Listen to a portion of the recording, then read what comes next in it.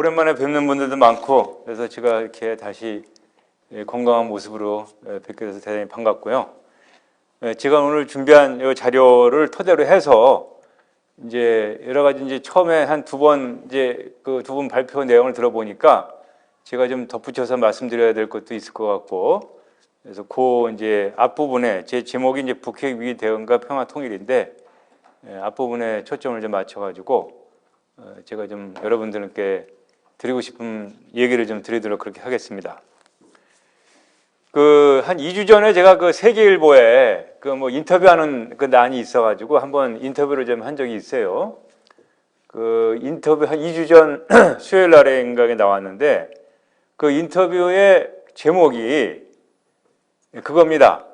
비핵화 외교 30년 땡땡하고 북한 완승, 남한 완패, 미국 절반의 승리.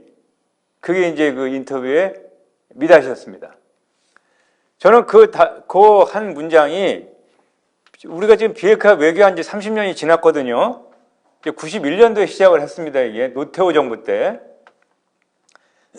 그래가지고 지금 그 문재인 정부까지 7명의 대통령이 지나갔어요. 그 30년 동안의 비핵화 외교의 성적표를 매긴다면은 북한이 완승했습니다. 그리고 남한은 완패했고 미국은 절반 정도 거뒀고 그 얘기는 뭐냐? 북한은 핵을 보유했죠. 아직도 우리 국민들이라든가 우리 사회 특히 이제 그 현직에 복무하시는 분들은 좀 북한의 핵을 평가하기를 좀 인색하게 평가하세요. 그래서 후퇴어 뭐 수식어를 붙여가지고 사실상 핵보유국이나 뭐 핵보유국이 뭐 기정사실화된다는 이렇게 좀 수식어를 붙이는데 현실은 현실대로 직시해야 되지 않겠습니까? 북은 핵보유국입니다. 우리가 인정하든 인정하지 않든 가장 기초적인 그 베이스가 갖춰져야지 우리가 거기서 대책이라는 어떤 집을 지을 수 있지 않겠어요? 그런 상황인 반면에 우리는 뭐 다들 공감하시다시피 아무것도 없잖아요. 지금 아무것도 없지 않습니까? 그리고 바로 이제 우리 그 부원장님께서 여러 학자들 얘기를 이제 인용하시면서 우리가 맘만 먹으면 뭐 3개월에서 3주에서 몇 달이면 만든다. 그런데 그것도 그분들이 하는 얘기가 크게 좀 그 구멍이 있는 게 3주 안에 만들려면 기본적으로 우리가 다 가지고 있어야 돼요. 일본 마냥. 일본 마냥 기본적으로 다 요소를 가지고 있어가지고 그걸 조합하는데 3주가 걸린다는 얘기입니다. 그럼 우리는 다 되어 있느냐? 전혀 안 되어 있지 않습니까? 핵무기에서 가장 중요한 거는 핵물질이거든요. 화약. 플루토늄하고 결국은 고농축 우라늄인데 우리는 이거 가질 수 있는 기반 시설이 전혀 안 돼 있어요. 왜 안 돼 있느냐? 우리 스스로가 포기했거든요. 바로 30년 전에 노태우 대통령이 비핵화 그 선언하면서 우리 스스로 무장 해제했습니다. 이미 30년 전에. 그래서 우리는 무장 해제된 상태니까 북한은 두 개를 다 얻었죠. 자기네는 갖고 우리는 못 갖게 했으니까. 그래서 지금 핵 위협을 상시적으로 핵카드를 흔들면서 우리를 위협해도 우리가 솔직히 뭐 꼼짝 못하는 거 아닙니까? 앞으로도 그럴 거고. 우리는 못 갖고 북한은 갖게 만들었기 때문에 완패. 미국은 비핵화를 가지고 비핵화라는 돌 하나로 두 마리 토끼를 잡으려고 한 거예요. 남한이라는 토끼하고 북한이라는 토끼. 30년 전부터. 그런데 하나만 잡았는데 그걸 잘못 잡은 거지. 우리를 잡고 북한을 놓친 거예요. 미국은. 그래서 제가 미국 사람들한테 이제 농담조로 얘기하죠. 니네들 잘못 잡았다고. 북한을 잡고 우리를 놔줘야지. 왜 거꾸로 북한을 놔두고 우리를 잡았냐. 이렇게 반농담조로 이제 웃으면서 얘기를 하곤 합니다. 그 상황이라 이겠네, 그 상황. 그게 지금 우리가 당면은 현실이고 그런 상황에서 이제 뭘 좀 해보겠다고 여기저기서 지금 그 얘기를 하고 있는데 최근에 이제 북한이 뭐 그 핵보위법령 나오고 하니까 또 그냥 화들짝 이제 놀라가지고 사회적으로 뭐 여기저기서 막 얘기들 해요. 뭐 전문가들, 학자들, 뭐 언론 등등. 그런데 저로서는 이게 아마 이런 움직임과 이런 사회적인 분위기가 우리 국가 안보를 위해서 당연한 거고 바람직한 거지만 다른 면에는 어떻게 생각하느냐? 이게 얼마나 갈까? 이런 생각을 한단 말입니다, 저는. 이게 얼마나 갈까? 이게. 불과 바로 5년 전에 2017년도에 그 이제 박근혜 정부 끝나고 문재인 정부 들어오는 고 전환기에 북한이 그 2017년도에 6차 핵실험하고 11월 달에 화성 15 발사하고 핵보유고 완성 선언을 했지 않습니까?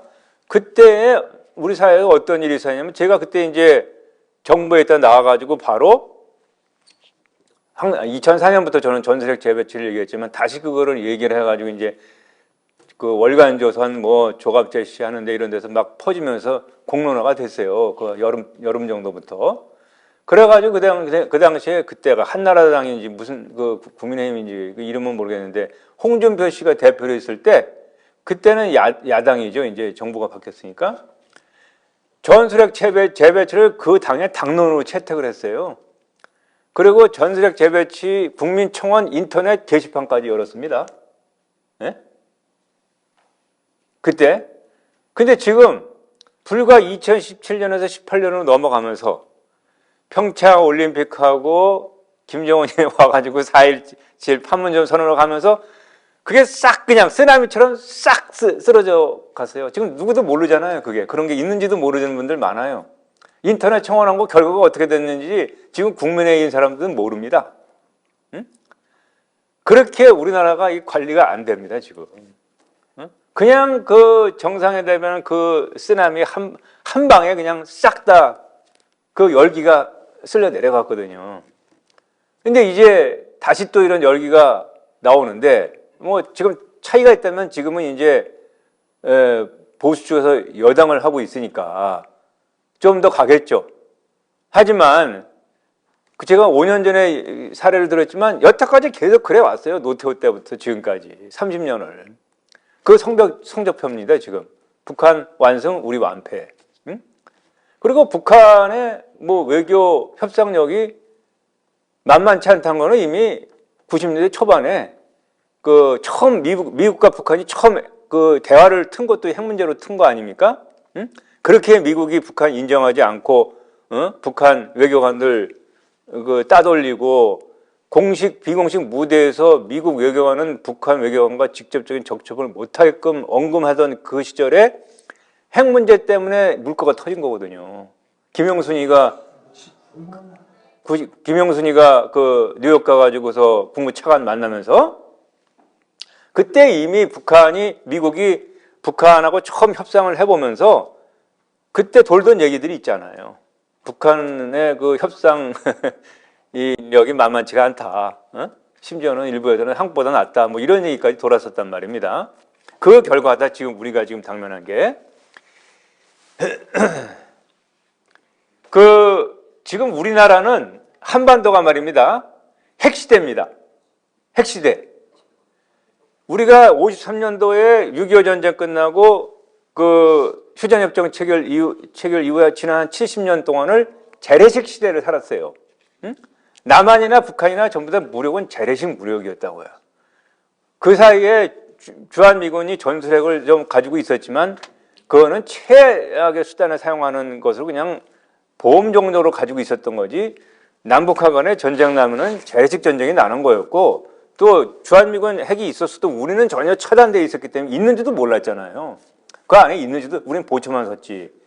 그러다 보니까 우리는 재래식 시대를 살아왔습니다. 국민도 그렇고 군도 그렇고 정부도 그렇고. 그런데 북한이 그 재래식 시대를 극복하면서 핵을 가졌기 때문에 우리는 없어도 북이 핵을 가지고 지금 운용을 하고 있잖아요. 그렇기 때문에 우리는 핵 시대에 들어선 거예요. 이걸 어떻게 비유하냐면 제가 재래식 시대와 핵 시대는 어떻게 비유하냐. 이거는 이미 1945년도에 미국이 45년도 7월 16일 날 뉴멕시코에서 핵실험 한번 해보고 한 달 뒤에 히로시마 나가사키에 두 발 터뜨리면서 핵시대가 시작됐지 않습니까? 그러고 나서 바로 4년 뒤에 이제 소련이 원자탄 실험에서 핵시대에 동참을 했고, 이 핵시대하고 재래시대의 비교는 쉽게 얘기하면은 석기시대에서 철기시대로 가는 걸로 비교하면 됩니다. 예? 석기시대의 무기를 가지고서는 철기시대의 철기군을 상대할 수가 없어요. 예? 지금. 그런 상황입니다. 또 요새 인터넷 시대라 제가 이제 메가바이트 시대에서 테라바이트 시대를 넘어서 페타바이트 시대. 예? 아날로그 시대에서 디지털 시대. 이 두 개의 차이를 비교할 수 있어요. 그러니까 우리가 왜 제가 자꾸만 이런 얘기를 하냐면은 우리 정부도 그렇고 군도 그렇고 북이 지금 핵이 있는데 기존의 사고방식과 그 기존의 어떤 대응 방식 가지고 좀 더 세게 대응하면 되겠지. 이런 생각들을 하는 사람들이 많아요. 대표적인 게 우리 군의 삼축 체제입니다. 다 재래식 무기 아니에요. 그게 뭐 선제 킬체인이 됐던 그 방공망이 됐던 응징 보복이 됐던 다 그 재래식 무기 체계이고 재래식식으로 사고를 하다 보니까 더 큰 위험이 초래가 되고 재래식 시대에 머물러 가지고 핵 시대에 있는 북한을 상대하겠다고 하고 있다 이거예요 지금. 그래서 지금 발상의 전환 자체가 필요합니다. 에? 군도 그렇고 정부도 그렇고 전부 다 국민 자체도 다. 국민들은 모르니까 정부가 이 교육을 시켜야 되죠 지금. 근데 그런 부분에서 굉장히 미흡하다. 아까 이제 그 동영상에서 그 인디애나 존스 보여주셨지 않습니까? 칼 휘둘리는 거 총 한 방 가지고 안 되잖아요. 그 비유예요. 그 비유. 응? 또 저는 이제 강의할 때 어떤 동영상을 우리 학생들한테 가끔 틀어주냐면은 바로 이걸 이제 설명하기 위해서 여러분 남한산성 영화 보셨죠? 그 영화 배우 박해일이가 그 인종으로 다 나오고 그 이제 청나라 군대가 이제 남한산성에서 이제 대결하지 않아요. 이게 협상하다가 이제 이병헌이도 나오고 뭐 협상하고 뭐 항복하냐 뭐 싸우냐 하다가 이제 결국 한번 싸우기를 하는데 그래서 이제 그 진지를 보강하고 이제 그 태세를 갖추잖아요. 그 이쪽이나 우리 조선이나 그때 이쪽 그 중국에서 가져온 게 홍위포라는 걸 가져왔어요. 그 당시 아시아에서 최고로 큰 포. 홍위포를 쫙 그 반대쪽 산 둔덕에다가 딱 배열을 해놨죠. 그때 우리는 뭐 했어요? 우리 남한산성 안에서는 그 돌담 다시 이렇게 성벽 축조하고 칼 갈고 소총 이렇게 다 닦고 뭐 이렇게 하고 있었잖아요. 조그만 포도를 가지고 있고. 예? 저는 그 영화 장면 딱 그때 봤을 때, 야, 이거 영화 감독이 우리 시대에 사는 사람들, 국민들, 이거 보라고, 이거 깨달으라고 만들었다는 그런 생각이 들었어요. 전쟁 딱 나니까, 응? 홍위포 그냥 몇 발 터지니까 다 혼비백산. 혼은 날아가고 백은 흩어지고. 혼비백산이요, 혼비백산. 지금. 그 영화를 보면서, 야, 이거 만약에 남북한 간에 본격적으로 한번 붙어가지고 북한에서 핵 쓰면 이 꼴 나겠구나 하는 생각을 저는 했습니다. 이제 북한이 요즘은 이제 미국에서 어떤 대학 교수 하나가 특정 지역에 핵이 어떤 규모의 뭐 10킬로톤이다, 20킬로톤이다, 100킬로톤이다 핵이 탁 터졌을 때 해당 지역의 방사능 그 화염 피해 범위 또 추계 예상되는 사망자, 부상자가 딱 나와요. 제가 여러 번 소개했어요. 논문에서. 그래서 이번 언론들도 그걸 사용하는데 광화문 상공 있지 않습니까? 세종대왕상 그 위에서 그냥 핵이 하나 터졌다고 이제 상정을 하잖아요. 그러면은 아까 이제 첫 번째 발표하신 분이 북한의 6차 핵실험이 이제 우리 정부에서 뭐 120킬로톤 그렇게 얘기하나 본데 최대한 250킬로톤까지 봐요. 서방의 다른 연구기관들은 250킬로톤까지 보거든요. 6차를. 그 6차 수소탄이죠. 그러니까 수소탄 하나 터졌다고 가정하면은 사망자, 부상자 통틀어서 한 300만 나옵니다. 300만. 계산이. 그 300만이라는 숫자는 6.25 전쟁 3년 동안 재래식 전쟁해가지고 피아 간의 사망자, 부상자 통틀은 숫자가 거의 비슷해요. 맞먹어요. 한 발이. 그런 상황이에요. 그런 상황. 물론 한 10킬로톤 히로시마에 터진 15킬로톤 정도 터지면 그래도 한 15만, 20만 정도 사망자, 부상자 나오거든요. 대충 킬로톤당 한 10,000명 정도로 보면 될 것 같더라고요. 인구 밀집 지역에 떨어지면 더 많이 물론 사상자가 나오고 인구가 좀 분산된 지역에 떨어지면 사망자가 덜 나오고 그런 차이가 있어요. 킬로톤당 한 10,000명에서 15,000명 정도 보면 될 것 같더라고요. 여러 번 제가 해보니까. 그런 상황이라 이제 우리 상황이. 그러면은 왜 이렇게 당했냐? 그 비핵화 외교가 실패해서 당했는데 왜 실패했냐? 그 실패한 이유는 북한의 전략에 완전히 말려 들어가지고 그렇게 됐습니다. 북한의 협상 전략, 용호 혼란 전술을 포함한 북한의 협상 전략에 완전히 말려 들어가지고 그렇게 됐어요. 처음에는 말려 들었다고 생각했지만 나중에는 동조했다고 볼 수 있는 부분들이 있습니다. 시간이 가면서. 왜냐? 북한의 전략이 너무나 분명해지고 있는데 북한이 핵을 포기할 가능성이 너무나 없는 것이 너무나 당연해지고 있는데도 핵을 포기할 수 있다고 얘기하는 것은 동조죠. 그거는 우리가 나중에 좀 검토를 치밀하게 역사적으로 그 분석을 해야 됩니다. 어떻게 이게 됐는가? 그럼 왜 이게 처음에 이렇게 됐느냐? 북한이 우리 그 한반도 조선반도 비핵 시대와 얘기한 게 50년대부터 얘기했지 않습니까? 김일성이가. 네? 그때 우리 일부 전술핵 들어가 있는 거를 이제 북한이 알고, 한반도에서 핵을 없애야 된다는 얘기는 50년대부터 했어요. 그래서 60년대, 70년대, 80년대, 90년대까지 얘기를 했는데, 그때마다 우리 정부는 무시했죠. 대응을 못했지. 예? 뭐 미국이 자세히 안 알려주니까 잘 모르지만 그래도 우리나라 땅에 전술핵이 들어와 있는 것 같은데 괜히 섣불리 북한하고 그 협상한다고 대화해봤자 그 문제만 덮어있는 문제만 불거지게 되니까 우리가 피했단 말입니다. 80년대까지는. 그런데 북한이 계속 줄기차게 얘기하면서 김일성이가 80년대 후반 90년대 들어서는 굉장히 체계적으로 제안을 해요.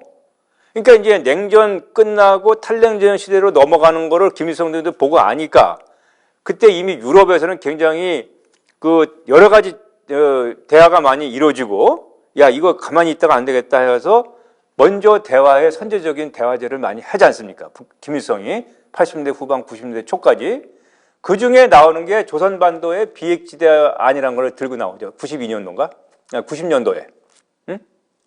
다 종합적으로 정리된 그 조선반도 군축 제안 나왔다가 그거 이제 핵 문제만 따로 빼가지고 조선반도의 비핵지대 제안을 합니다. 안을 제안을 해요. 김일성이 살아생전에.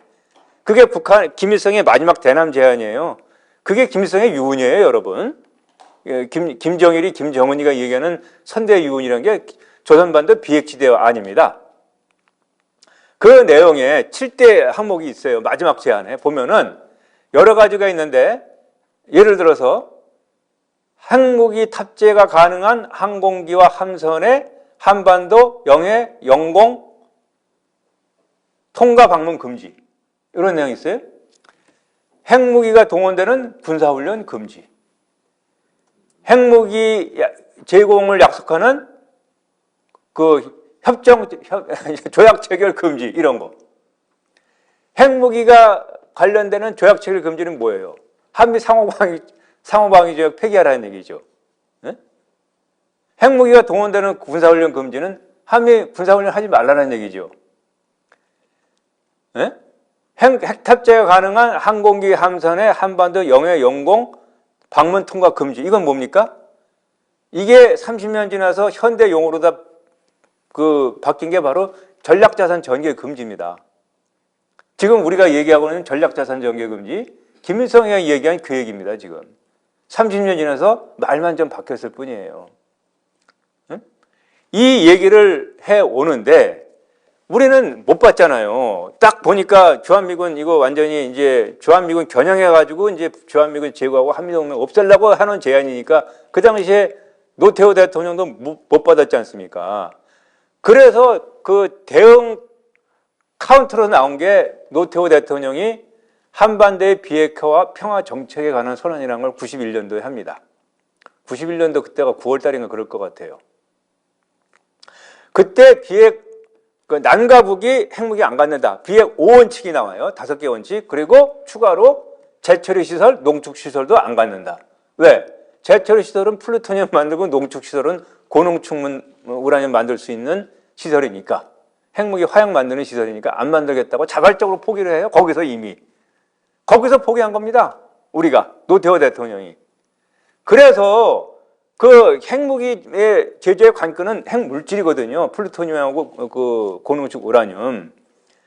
그걸 우리가 일본이라든가, 예를 들어서 지금 뭐 네덜란드라든가 서방에, 예? 핵은 없지만 그런 시설을 가지고 있고 물질을 생산하는 능력이 기반 시설, 그걸 잠재적 핵 능력이라고 얘기해요. 일부에서는. 그게 이미 있으면은 3주가 말이 되죠. 몇 달이 말이 되고. 하지만 우리 그게 없어요. 그 시설부터 만들어야 되는데, 시설을 아무리 짧게 만들어도 몇 년이 걸릴 텐데요. 어떻게 그걸 금방 합니까? 우리 시설 만들어야 할 때 벌써 북한 내려오면 7일 전쟁, 3주 전쟁이면 끝나는데. 우리 스스로 그거를, 노태우 대통령이 대단히 죄송한 얘기지만 돌아가신 대통령한테 역사적으로 정책에 대한 공간은 평가를 해야죠. 그분이 잠재적 핵능력 역량을 포기했습니다. 노태우 선언으로. 그러고 나서 그 선언을 가지고 북한과 협상을 한 거예요.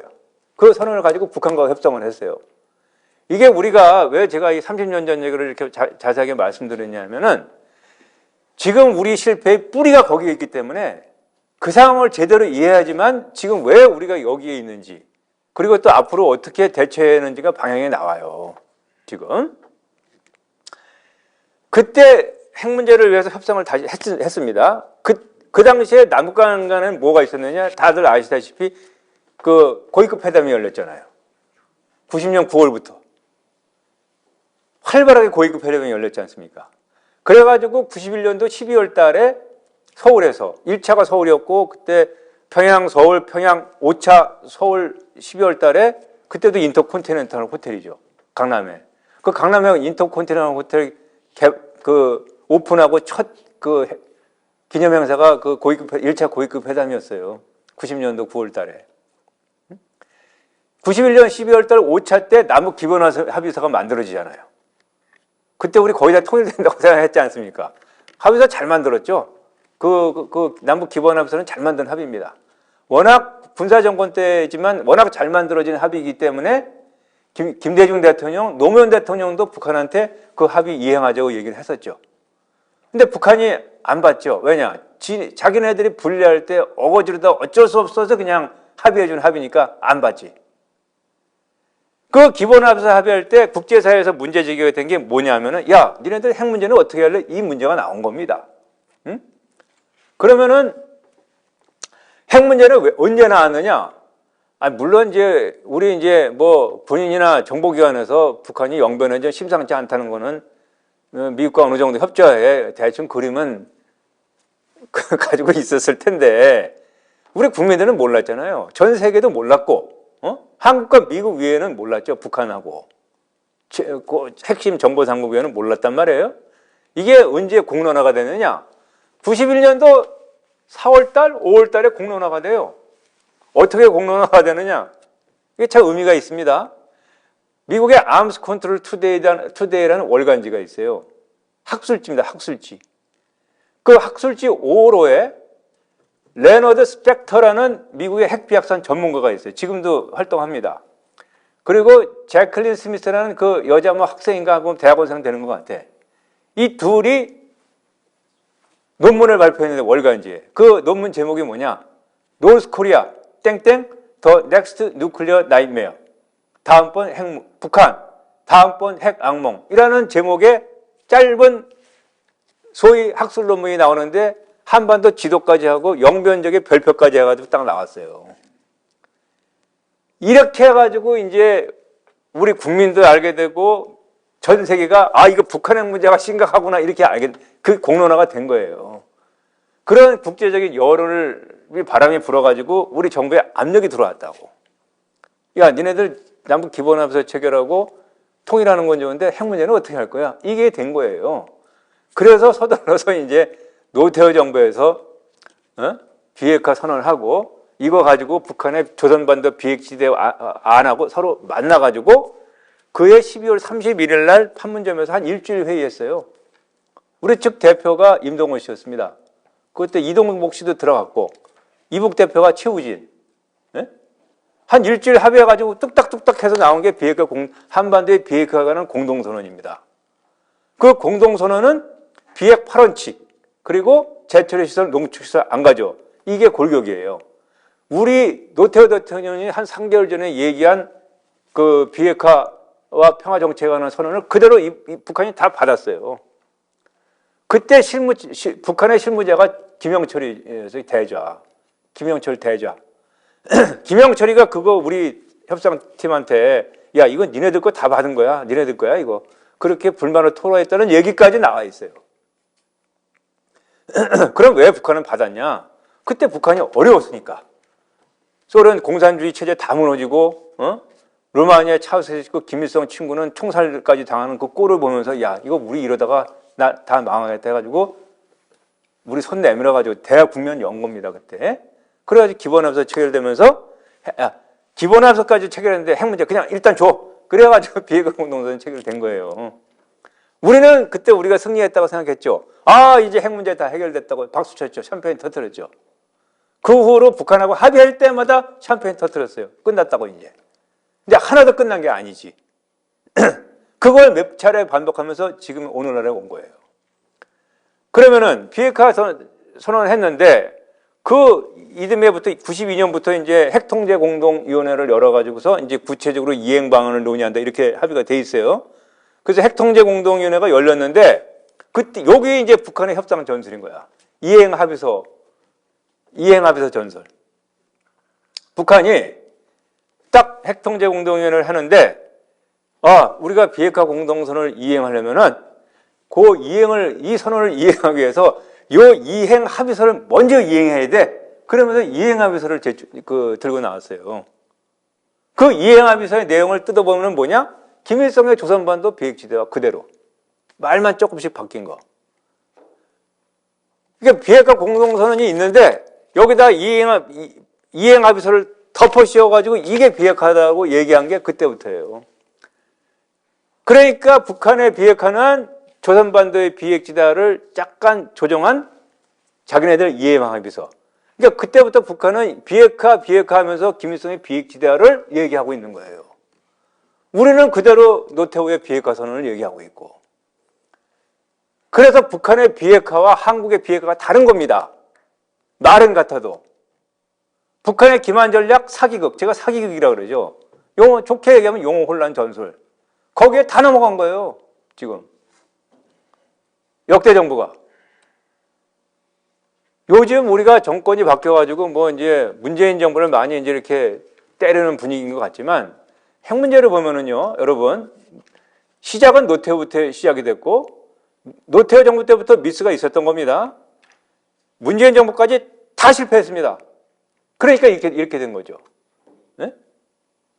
비핵화 공동선언에는 그것도 그 재처리 시설 안 갖기로 돼 있지 않습니까? 영변에 있는 그게 지금 뭐예요? 그게 재처리 시설인데. 그때 북한 애들이 그거를 이거는 재처리 시설이 아니고 방사화학실험실이라고 그렇게 우겨가지고 그냥 넘어갔어요, 그때. 우리가 가보지도 못했으니까 이미 그때만 해도. 근데 그 이듬해 93년도에 IAEA 사무총장 하던 한스 블릭스가 그 스웨덴 외무장관 출신이 영변 들어가고 이제 봤잖아요. IAEA 사찰단 끌고 들어가서 지금 그 우크라이나 원전에 IAEA 그 사무총장이랑 들어가서 보고 이렇게 발표하듯이 그때 똑같이 했어요. 블릭스가 그 명변 들어갔다 나와서 중국 그 공항에서 기자회견하면서 뭐라 그랬느냐? 북한이 얘기하는 방사화학 실험실은 공장 규모의 재처리 시설이라고 얘기했어요. 그 사람이 직접 보고. 그러면 그게 재처리 시설로 판명됐으면 그 당시 우리 정부는 뭘 해야 돼요? 그거 비핵화 공동선언 위반인데 문제 제기를 했어야죠. 그거 폐기할 때까지 우리 비핵화 공동선언 이행할 수 없다. 이렇게 나왔어야 되는 거 아닌가요? 그냥 넘어갔어요, 다. 지금까지. 그러면서 무슨 비핵화 공동선언을 이행한다는 얘기를 하나 이거죠, 저는. 그런 상황에서 이거 끝내야 되는데 2018년 3월 달에 서훈 씨하고 정의용 씨가 평양 가서 김정은이 만나고 와가지고 이제 그 설명회 했지 않습니까, 여러분? 그리고 바로 트럼프한테 가가지고 김정은이가 비핵화할 용의가 있다고 얘기해서 이제 그 싱가포르에서 열렸잖아요. 그분들이 그 인터뷰 잠깐 했는데 김정은이가 이렇게 비핵화 뭐 이렇게 얘기했는데 우리가 뭐 그때 그렇게 얘기했어요. 주목할 만한 것은 김정은이가 비핵화는 선대의 유운이라고 그랬다 이거야. 그러니까 우리는 그렇게 생각하고 이제 비핵화는 핵폭인데 선대의 유운이라고 했으니까 김정은이가 아버지 할아버지 말 지키겠지. 이제 비핵화 핵폭이 하는구나. 우리는 이렇게 생각했지. 그런데 김정은이가 한 비핵화는 자기 할아버지가 얘기한 조선반도 비핵지대를 얘기하는 거예요. 그러니까 당연히 선대의 유운이지. 그 사람은 같은 말 가지고 틀린데 우리는 우리 식대로 해석하는 거 제가 딱 그거 보고 이거 큰일 났다 이거. 저 사람들 북한 김정은이가 하는 비핵화 핵 폐기로다가 생각하고 있었는데 그게 아닌데 이거 큰일 났다 그래가지고 이게 제 자랑이 아니고 북한의 비핵화와 한미의 비핵화는 다르다는 짧은 논문을 써가지고 어디 그냥 그 학술회에 가서 요청을 제가 좀 발표 좀 하게 해달라고 요청을 해가지고 발표를 하고 그거를 바로 영어로다 해가지고 요새 인터넷 저널을 미국에도 많으니까 바로 미국에도 뿌리고 그렇게 했었어요. 응? 미국도 몰랐어요. 여기저기 얘기를 해보니까. 그때 이제 트럼프 때 이제 본격적으로 협상하면서 그 얘기를 좀 깨닫고 이제 나중에는 트럼프가 비핵화가 뭐냐고 기자가 질문하니까 북한 핵폐기다라고 분명히 얘기한 그런 기자회견이 있습니다. 에? 그렇게 좀 교정이 된 적이 있어요. 그래서 지금 이제 결론적으로는 이렇게 처음부터 좀 너무 허술하게 협상을 했다. 우리가. 그 당시 90년도에는 소련이 무너지고 공산주의가 다 이 지구상에서 사라지는 시절이니까 우리가 좀 쉽게 생각할 면도 있을 거라고 좀 봅니다. 북한도 저거 얼마 안 있으면 넘어간다. 에? 그러니까 대충 해도 돼. 이런 식이 있었을 거예요. 미국도 저는 그런 생각을 가지고 있었다고 봐요. 에? 제네바 기본하고 그 클린턴 행정부에 체결할 때 간간히 그런 얘기 나오잖아요. 미국 전문가들 사이에서는 미국 정부 북한 뭐 저거 이제 곧 넘어가니까 대충 이렇게 합의해가지고 좀 관리하자 이런 식의 생각이 있었다는 겁니다. 그런데 그게 아니잖아요. 그렇게 허술하게 생각하다가 지금 완전히 전세가 역전됐지 않습니까? 그때는 우리가 통일할 수 있다고 생각했었잖아요. 근데 지금은 북한이 통일할 수 있다는 걸 우리가 걱정하고 있지 않습니까? 북한이 지금 핵을 쓴다는 거 선제 이번에 나온 핵보유 법령 굉장히 나름대로 모든 걸 많은 걸 생각해가지고 잘 정리돼서 나온 문건입니다. 그거는 손에 핵을 쥐고 있기 때문에 이걸 어떻게 쓸 것인가, 이거를 공격이 들어올 수도 있을 테니까 어떻게 해야 할 것인가를 진지하게 고민해 본 사람들의 작품입니다. 그거는 우리가 상대한테 인정할 건 인정해야죠. 그거는 거기에 보면은 핵선제 사용할 수 있다. 뭐 김여정도 계속 얘기를 했었고 핵선제 사용할 수 있다. 핵선제 사용에 대해서 우리나라 이제 우리 뭐 서방 일각에서는 김정은의 대단히 무분별하고 도발적이고 모험주의적이고 무모한 정책이다라고 이제 일부 생각하시는 분들이 있는데 핵선제 사용 전략은 대단히 합리적인 전략입니다. 이거는 그 냉전 시대 때 나토에서 가지고 있던 전략이에요. 핵선제 사용 전략. 그 당시에 구소련과 바르샤바 조약기구의 재래식 전력이 워낙 막강했기 때문에 나토가 재래식 전력으로는 상대가 안 되는 거야. 그래서 어쩔 수 없이 미국이 전술핵을 50년대 초부터 들여다 놓고 WTO가 바르샤바 조약기구가 침공하게 되면 바로 핵을 먼저 쓴다는 전략이었습니다. 핵을 써서 교량을 파괴하고 터널을 무너뜨리고 이렇게 선제적으로. 핵 선제 전력은 나토가 처음으로 가지고 있었어요. 지금도 미국은 핵 선제 불사용 전략을 채택하지 않았습니다. 이번에 바이든도 항상 핵 선제 사용할 수 있다는 가능성을 가지고 있어요. 이번에 북한이 가지고 있는 것도 지금 러시아가 지금 핵 선제 사용으로 돌았는데 푸틴이 몇 년 전부터 왜? 러시아도 지금 재래식 전력이 딸리거든. 그래서 지금 우크라이나를 침공했지만 발트 삼국 같은 걸 침공할 경우에 지금 나토 회원국들이 들어오잖아요. 들어올 경우에 나토의 진격을 막기 위해서 먼저 핵을 쓰겠다는 게 푸틴의 전략입니다. 핵 전략. 푸틴의 핵전쟁 사용 전략. 그래서 이거를 그러면 나토가 핵으로 대응해가지고 핵전쟁으로 비화시킬 것이냐, 아니면 여기서 주저앉을 것이냐, 나토한테 선택하도록 강요하는 거죠. 푸틴은 100% 핵으로 대응 못하리라고 믿는 거죠. 똑같은 전략을 지금 북한이 차용하고 있는 거예요. 이미 몇 년 전부터 미국이 북한이 저런 전략을 차용할 것이라는 걸 우려를 해왔는데, 이제 이번에 공론화가 된 거죠. 재래식 전력, 지금 우리 언론에서는 우리 한국의 재래식 전력이 북한보다 월등히 우세하다고 얘기하죠. 맞죠? 그 큰 칼을 휘두르고 있지 않습니까? 재래식 전력. 북한이 알죠. 재래식 전력이 열악하다는 거 알죠. 그렇기 때문에 더 북한은 핵에 집착하게 되는 겁니다.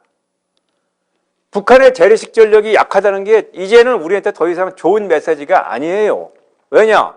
북한의 재래식 전력에 비해서 대한민국의 재래식 전력이 점점 더 우세할수록 북한은 유사시에 핵 버튼을 눌러야 되는 유혹을 더 크게 갖게 돼 있단 말입니다. 지금 이런 딜레마에 우리가 빠져 있어요. 지금 비핵화 정부에서는 우리 아직도 비핵화 외교하고 있죠. 담대한 구상도 비핵화를 전제로 한 남북 간의 대폭적인 교류 협력, 이 비핵화 외교하고 우리 정부가 하고 있는 삼축, 재래식 전력 증강하는 거 아니에요. 아니면 뭐 전략 자산이 들어온다든가, 아니면은 뭐 우리 자체적으로 오늘 얘기했던 핵 옵션, 핵무장이나 전술핵 재배치나 이런 걸 한다든가, 이런 거하고 상충돼요 지금은. 에?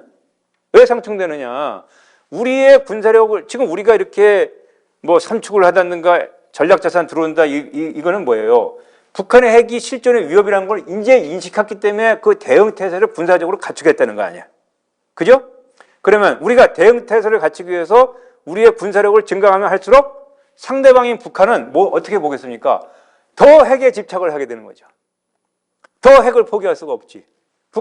남조선이 자체적으로도 무력 증강하고 미국의 핵 탑재 가능한 전략 자산 들어오고 지금 무장 얘기까지 나오는데 북한이 어떻게 핵을 포기하겠어요? 이게 상충된단 말입니다. 지금 우리 정부의 정책이. 네?